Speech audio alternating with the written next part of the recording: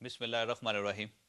अस्सलाम वालेकुम नाज़रीन, मैं हूं जावेद चौधरी। ख्वाजरात, लफ्ज़, अल्फाज या वर्ड्स दुनिया की नर्म तरीन चीज़ होते हैं। आप किसी भी वक्त किसी भी लफ्ज़ का मायने बदल सकते हैं, लेकिन कैसे? इसके लिए आप वजाहत या तशरीह का टूल इस्तेमाल करते हैं। तशरीह एक ऐसी खौफनाक टेक्निक है जिसके ज़रिए आप दिन को रात और सुबह को शाम साबित कर सकते हैं। आप सच को झूठ और झूठ को सच करार दे सकते हैं, और हमारे ब्यूरोक्रेट इस फन के माहिर हैं। ये लोग दुनिया के बड़े से बड़े और मजबूत से मजबूत तरीन लफ्ज का मतलब भी बदल सकते हैं, और एक आध हरफ का इजाफा या कमी करके पूरी सूरत हाल को टर्न भी कर सकते हैं।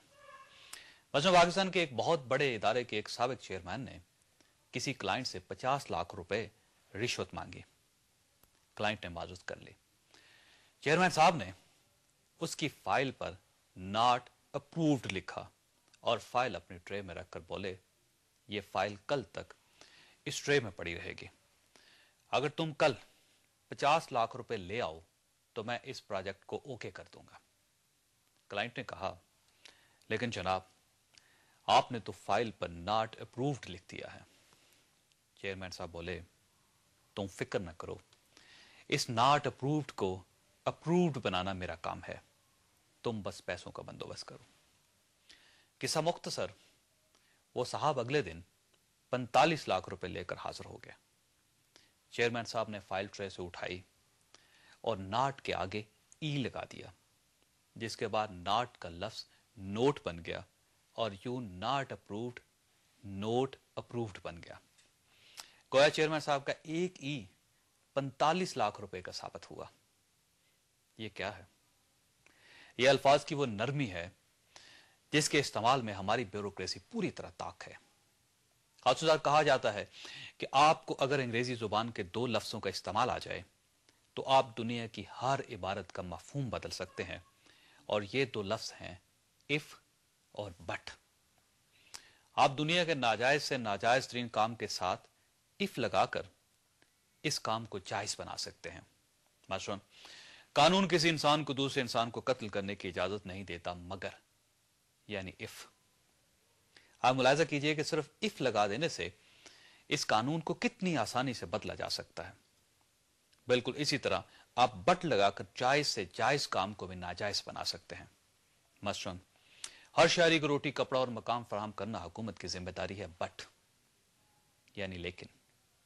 आप देखिए आप किस तरह इस बट से इस जिम्मेदारी की सारी नेचर तब्दील कर सकते हैं।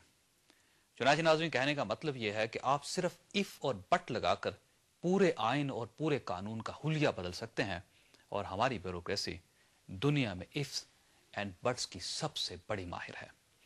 आप एक और हकीकत भी मुलाहिजा कीजिए। पाकिस्तान में हर ग़ीबत का आगाज लेकिन के लफ्ज से होता है, और आप लेकिन इस्तेमाल करके दुनिया की बड़ी से बड़ी शख्सियत की ग़ीबत कर सकते हैं। मसलन, इमाम काबा इस्लामी दुनिया की मोतबर तरीन शख्सियत हैं, लेकिन आप इसके बाद कुछ भी लगाकर इमाम काबा की ग़ीबत शुरू कर सकते हैं। ख्वाजरात, वज़ीर आज़म यूसुफ रज़ा गिलानी ने 2 दिन कबल चीफ जस्टिस इफ्तिखार मोहम्मद चौधरी और उनके माजूल साथी जजों की बहाली का ऐलान किया था। आज इफ्तिखार मोहम्मद चौधरी साहब समेत 11 माजूल जजों की बहाली का नोटिफिकेशन जारी हो गया, और यह पाकिस्तान के उन चंद नोटिफिकेशंस में शुमार होता है जिसमें कोई इफ और कोई बट नहीं, जिसके बाद यूं महसूस होता है कि 22 मार्च को अदलिया वाकई 2 नवंबर की पोजीशन पर बहाल हो जाएगी, और यह हुकूमत का एक बहुत खुशाइंद इक़दाम है। खासुजात, कहीं आने वाले दिनों में इस नोटिफिकेशन में किसी इफ या बट का इजाफा तो नहीं हो जाएगा? क्या नोटिफिकेशन के बाद इफ्तिखार मोहम्मद चौधरी 14 दिसंबर 2013 तक चीफ जस्टिस रह सकेंगे, या हुकूमत इनकी मुद्दत मुलाजमत में कमी कर देगी?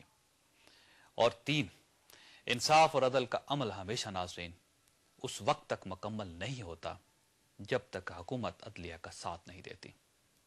क्या इफ्तिखार मोहम्मद चौधरी की बहाली के बाद हुकूमत इन्हें अपना चीफ जस्टिस समझेगी, और अदलिया की बहाली के बाद पाकिस्तान पीपल्स पार्टी اور پاکستان مسلم لیگ نون کا سیاسی اختلاف ختم ہو چکا ہے؟ کیا آج کے بعد دونوں جماعتیں ایک بار پھر ایک دوسرے کی اتحادی بن سکتی ہیں؟ یہ سارے سوال ہمارا آج کا موضوع ہے اور ہم ایک چھوٹے سے وقفے کے بعد اس پر گفتگو کریں گے، جبکہ میں پروگرام کے آخر میں آپ کو چیف جسٹس افتخار محمد چودھری صاحب کے مستقبل کے بارے میں بتاؤں گا۔ ہمارے ساتھ رہیے گا۔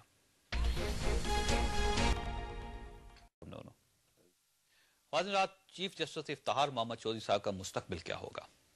آپ کو یاد ہوگا میں نے پچھلے سال مارچ یا اپریل میں آپ سے عرض کیا تھا کہ قدرت نے حکومت کو افتخار محمد چودھری کو بحال کر کے عزت کمانے کا ایک موقع فراہم کیا تھا، لیکن حکومت نے یہ موقع ضائع کر دیا۔ یہ لوگ اب خوار ہو کر افتخار محمد چودھری صاحب کو بحال کریں گے۔ بہرحال یہ پرانی باتیں ہیں، یہ ماضی کے قصے ہیں، ہم آج کے دن میں زندہ ہیں۔ چودھری صاحب بحال ہو چکے ہیں اور 22 مارچ کو وہ اپنی کرسی پر تشریف رکھیں گے، لیکن اب ان کا مستقبل کیا ہے؟ ناظرین، قدرت ہر 10-15 سال بعد تمام معاشروں میں ایک یا دو ایسے لوگ پیدا کیا کرتی ہے جو معاشرے کے پورے نظام کو مضبوط بنا دیتے ہیں یا پھر اسے جڑوں سے بدل دیتے ہیں۔ ان لوگوں کو ایجنٹ آف چینج کہا جاتا ہے۔